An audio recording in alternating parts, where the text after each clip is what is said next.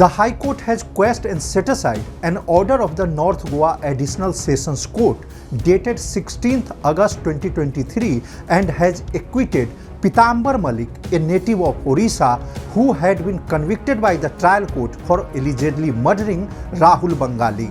It was the case of Mapusa police and the prosecution that on 14th October 2020 at around 12:30 pm in the Mapusa market area, 30-year-old Kolkata native Rahul Bengali was assaulted to death.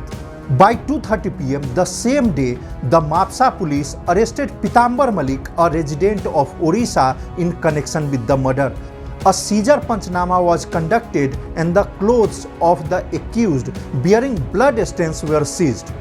The forensic report confirmed that the blood found on Malik's clothes was of A positive group, similar to that of the victim Rahul Bengali. As the murder took place in a busy market area, two shopkeepers deposed before the trial court as eyewitnesses. Based on the evidence and witnesses' statements, the trial court convicted Malik on 16th August 2023, sentencing him to the life imprisonment. Pitambar Malik challenged the conviction before the High Court, which has now overturned the verdict of the trial court and has acquitted Pitambar Malik of all charges. The High Court has observed that the statements of the eyewitnesses did not inspire the confidence. One witness claimed to have seen the incident from inside his shop, but the defense highlighted that it was raining at that time and the shop's glass frontage was fogged up, making visibility doubtful.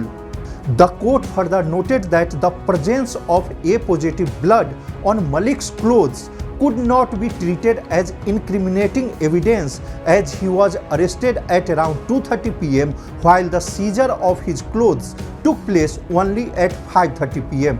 There was no explanation as to where Malik was kept during this intervening period, making the seizure itself a doubtful circumstance.